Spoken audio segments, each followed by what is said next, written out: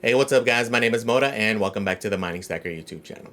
Today's video we're going to be talking ASIC mining. We're going to talk specifically about the realities of ASIC mining from the perspective like an at-home miner, from like a small fry, right? So we're going to talk about different things you got to think about, such as like price drops, what to do, what happens when it's unprofitable, what to do when you have issues with it, and just game plans and things you really got to consider. I know a lot of people have been trying to jump in, a lot of new people coming in, but these are things you got to factor in. So this isn't like a video to deter you from doing so. It's just things you got to think about, things you got to consider, things you got to prepare for, right?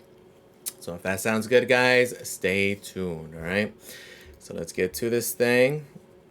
So it's not going to talk about the super basics. We're going to kind of go into the topics I gave in the beginning. We're not going to talk about the electrical situation. We're not going to talk about ventilation things. Those are things you should have already definitely prepared for prior to this. This is going to be more once you're already there or once you're thinking about doing it, like things you got to be like mentally prepared for, because there's a lot of factors that people don't necessarily talk about too much. Especially now we are seeing like kind of a repeat of what we were last year. Everybody's bringing the bull case. Oh, you do this, it's going to make this amount. It's easy. You plug it in, you're going to be mining forever, right? Which is possible, right? Sometimes we do have it easy. We have no issues with it, but we're going to talk about the realities of it, right? So things that can happen. Number one, big topic, ASIC price drops. So this is something, again, we are in a bear market. Things can go down. And just like it's damn near impossible to get the tops and bottoms of coins, it is super hard to predict the bottom prices of these miners. You have to be prepared for the fact that it is possible for these miners to potentially continue going down and vice versa. So once you decide to do the plunge, let's say you already purchased, you gotta be like okay with the fact that it's possible for that miner to continue down a bit, right? Depending on where the market goes. Again, there's quite a ways for the not only the halving, but like the bullish action after the halving to go down, right? So you have to keep in mind that if you are to do this, run your calculations from the long-term mindset, right? You have to be prepared that yes, it can go down another couple $100, but stay in the mindset that the goal is what? For the bull market, right? Be prepared for that, okay? Because it's gonna happen. An extreme example here is with like the KS3. When it was first announced, it was 50K, after coupon 35K, and it dipped all the way to below 20, even to before when people were actually able to get them, right? Even people who pre-ordered at that time, people were able to pre-order at these type of prices and get them around the same time, right? So especially the higher of a degen risk, right? With these, with like extreme profitability, the higher the risk, right? Anything new, anything super profitable, the more expensive the miner, the higher the risk, and you have to be willing to accept that, right? So for those of you who degened in, even degenning in at these prices, you have to be comfortable with the fact that it's possible that these things are in the 5 to 7K range as soon as like this spring, right? You have to do your calculations, really look into whichever miner you're doing, and come to face with that, right? And this is an extreme example, but even something as simple as a lot of these BTC miners, I know some of you guys purchased like a few months ago, and already some of them dropped another couple $100, right? Does that suck? Yes, but keep in mind that you have to weigh that risk versus reward, right? What happened if the ETF did get approved? What happened if these other things did happen and it went up 20-30%, right? You have to factor that in and purchase when you think there's that good risk versus reward, and just go for it, right? At this point, you're committed, you're in, long-term vision, right? Just understand that it is possible to have these price drops. They may continue, right? And you have to be aware of it. Don't be bummed out. It is what it is. Don't panic sell and dump it out of thing. Again, long-term game plan, okay? So you just have to be willing to accept that possibility, right? Because I'm sure a lot of you guys have seen, a lot of you guys have purchased, and it's happened to everybody, right? It happened to me. I bought at the beginning of this year, and the miners I've purchased already, some of them have dipped in half. Who knows that? Who knew we were going to go that low? But at this point, the amount of revenue I've made, I'm pretty much at the same point anyway, right? So again, long-term mindset for me, right? So let's go to the next big thing. What are you going to do if this thing becomes unprofitable, right? So you have to factor in, like I'll give the other example with some of my miners. This is a snapshot from back in January, around the time a lot of people were starting to slowly get these things. The profitability, we'll look at the top two, K3 and the K7, we're both in the $25 range. right? So you have to factor in, even if things look good at the time, a lot of things can happen between now and then, right? Especially if, again, if you have that long-term game plan, a lot of things can happen. For example, with the K7, went from $25. Again, this is kind of before the hash rate really got hit hard, but even after that, it was still in the $15, $20 range, which wasn't too bad. But ultimately, right, let's fast forward to now, and the profitability is down to only a couple bucks a day. Let's go back up to 10 cent kilowatt hour, 282 is your profitability. But factor in next month, it is pretty much guaranteed if you're at 10 cent kilowatt hour or higher, you're going to be unprofitable if the price remains the same, right? Reason being is the halving, which is coming next month, almost exactly a month from now. So you're going to go from about 10 bucks in yield a day down to $5, and it costs $6.75 a day to run this thing. So you'd be at about $1.75 a day loss, right? So you have to be prepared for what you're going to do with that, right? So hopefully, again, like I've been preaching, is look at the tokenomics, look at these things, prepare for these things, and already have that game plan in mind, right? So like me, from the get-go, break even or better when it happens, unplug, and I'll just be using the money I was going to use for the electric to just buy the coin outright, because I'm going to yield more coins that way, right? Until it becomes profitable again, which hopefully it will, even if it's not until 6 months from now or even longer, right? I'm cool with it because, again, my game plan is long term, okay? Not going to be selling anything, including the hardware, until then, right? But I was already prepared for this to be a possibility, and here we are, right? So these are the things you got to think about. What is your game plan going to be? Are you just going to plow through it? You don't care. You're just going to go all the way through. That's cool. Would you consider hosting, right? Because again, at a 10 cent, it's that much. But if we go down to like a 8 cent, you're almost, even if it gets, even after the halving, pretty close to the break-even point, right? About, let's round it up to 10 bucks a day, about 5 and change electric. You're almost at break-even by doing that, right? So you have to think of these factors. Or what are you going to do if something happens out of your control, right? Even aside from the mining aspect, let's say next year your electric goes from 10 cent a kilowatt hour up to 14 or even higher. What are you going to do then, right? You have to like really think about these things and think about these scenarios, right? Because again, if your game plan is long-term, a lot of variables, a lot of things can happen along the way.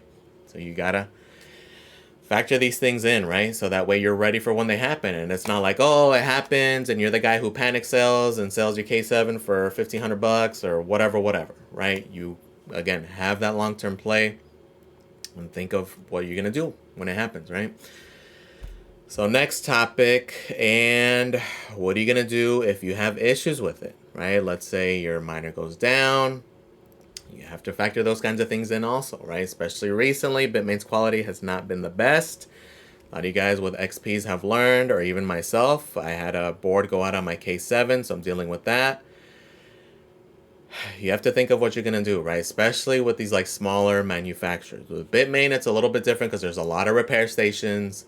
A lot of places are familiar with them. It's especially with Bitcoin miners, right? You have super easy access. The issue I didn't really consider so much is with the altcoin miners, right? Because again, when I had my K7 board go down, as soon as that thing went down, as soon as it started getting quotes, a lot of people didn't even want to mess with it because of the fact that it's an altcoin miner, right? Their concern was, oh, if it's a bad chip, I don't know if I'm going to be able to get it. It might take me forever. And the few that were going to do it, kind of described the board to them. You know, it's one of the aluminum back boards, which again are even harder, more of a pain in the butt to work on. So the quotes were higher, right? So you have to think about those issues, especially with altcoin miners, right? With BTC miners, you're not really going to have that issue because people have these spare parts on hand. Typically, a lot of places, a lot of people are very familiar with them and do them by literally the pallet loads, right? But if you're thinking of going with a small manufacturer, like I'll go back to, I remember this one that happened at the beginning of the year. Shout out to D Mining. He had an issue with his gold shell miner. Freaking the little box miner only cost her $250. They wanted him to ship it back. And mind you, this is with it under warranty. They wanted him to ship it back, which was going to be $250, right? He had been going back and forth with Gold Shell for 3 months regarding this. So on top of the lost revenue, he had to pay the $250, which he was able to get a discount. So even $125, that's still excessive, right? So even if you do have the warranty, just understand that there may be charges, there may be things to go on, especially with these smaller manufacturers, right? Because typically a lot of these places will not work on them, right? Like if you try to get a quote to get our gold shell repaired, Good luck finding one that's even going to mess with the gold shell, right? Or even worse, like even an even smaller manufacturer. Or like with Coastal, they had their issue with their ice river. And it was a pain for them also to get warranty work done initially. Wanted them to pay $5K for a new hash board, even though, again, these things just released, right? So it would 100% be under warranty. And they want to do that until, again, he like put them on blast on Twitter, and then it seems like they finally honored it. But just keep in mind that this is a possibility, and even if a manufacturer claims to have a warranty, that doesn't necessarily mean they have to honor it, especially if they're out of the country, which with ASICs, all of them are, right? So I'll give the example with my Multminer M2. This thing supposedly has a 6-month warranty, but they essentially ghosted, right? There's been zero contact. Try to email them, even just basic questions about anything. There's zero response to anything, right? I did have a board go down probably within the first month. There's a lot of people who did order these did also. Huge shout out to Coastal because they're the only reason I was able to get that board repaired, right? They were able to do like a group RMA, send a bunch of boards back, and they got a bunch of replacement boards.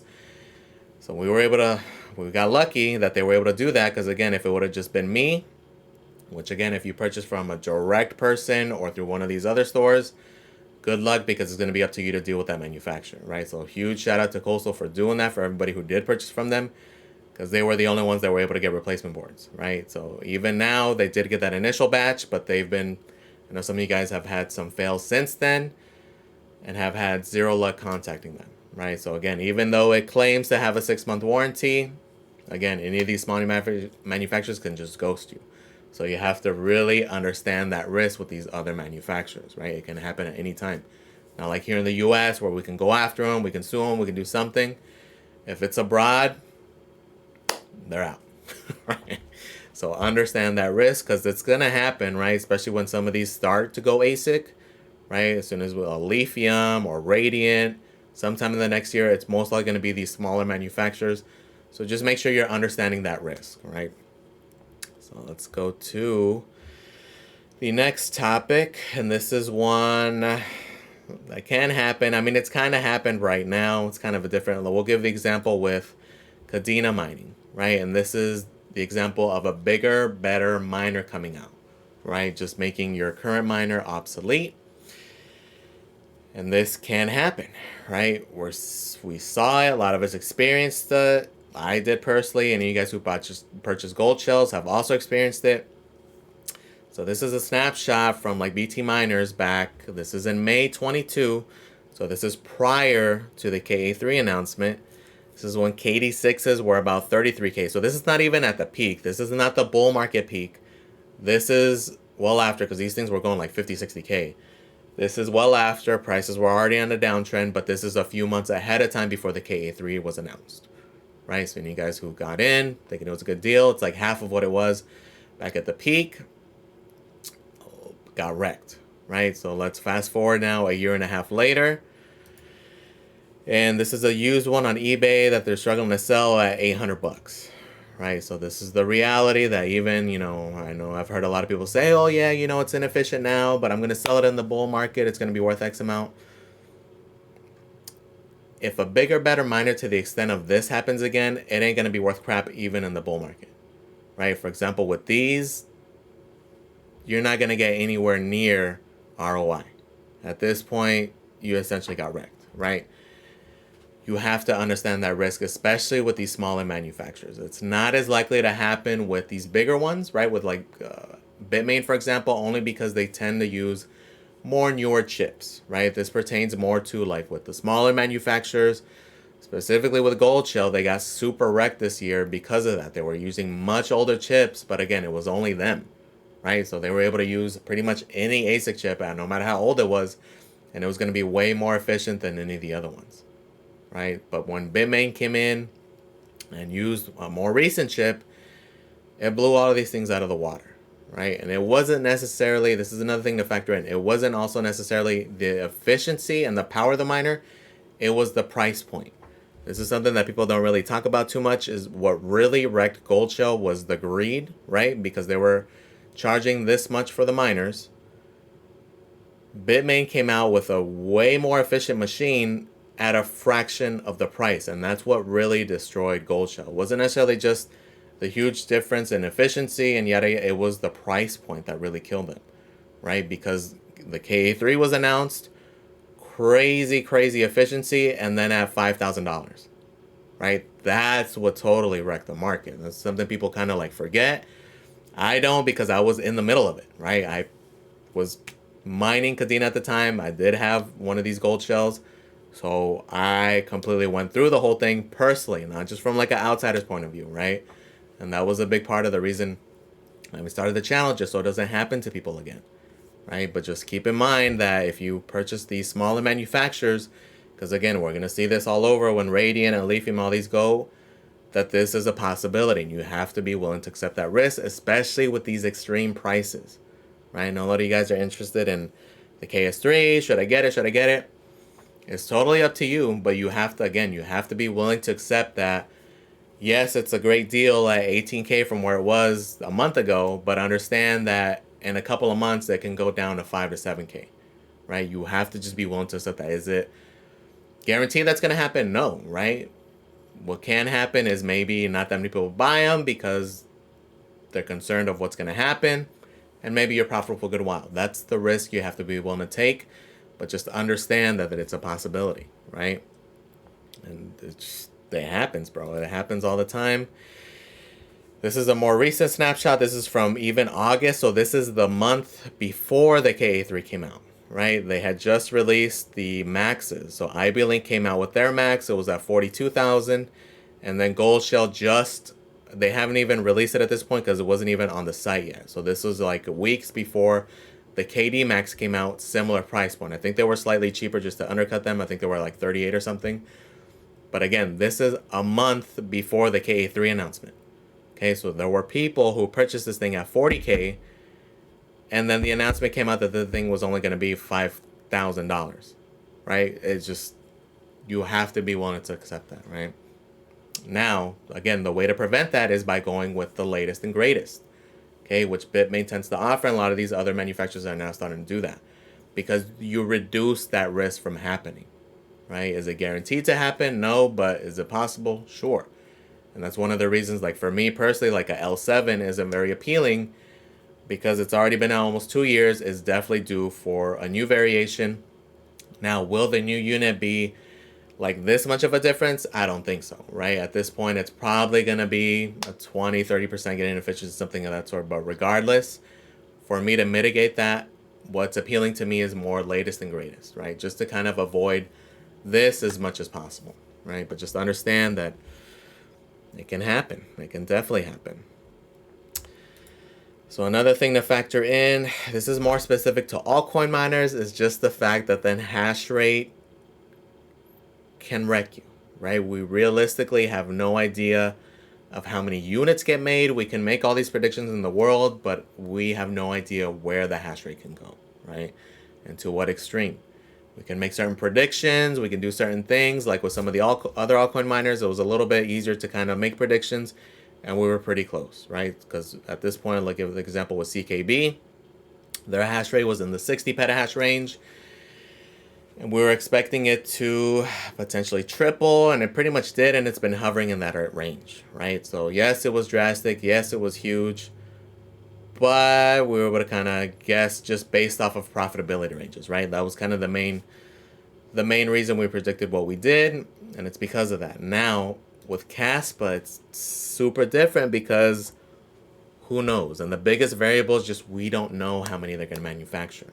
If we had that crystal ball or we had that insight, but like, yep, it's going to be limited, only 2,500 units, then we can make better preparations, better predictions as far as like long-term goals. But you have to just keep in mind that it's totally up to the manufacturers, right? They can release 2,000, they can release 10,000, they can release 200, right? We really don't know. We can make predictions based off of what we've seen in the past.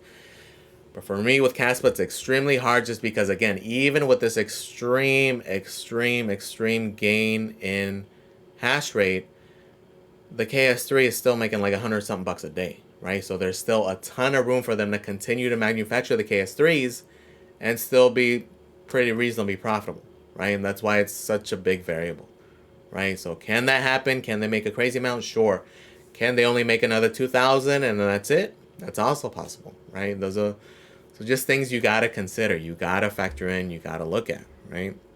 Because at the end of the day, I know a lot of this sounds negative, but in reality, if you want to be able to take advantage of these things, you got to be in it to win it. You have to look at your potential, but just keep in mind that this needs to be a long-term play and something you research heavily, especially with ASICs, right? That's one huge advantage with like GPUs or FPGAs, more so with GPUs, is the fact that you're able to jump on different algorithms. With that ASIC, in many cases, that's all you're able to do, right? Especially with like the K7, the CKB miner, and even with Kadena, on those algorithms, those are the only coins you can mine. So it needs to be a long-term play that you are committed to, right? And I know things look kind of crappy right now, but you got to think, man, if you want to be in it, right? These are all ones I'm into. I'm still bullish on. I'm still positive on. And I still think I'm going to make a good chunk of money come the bull market, right? Because, again, my play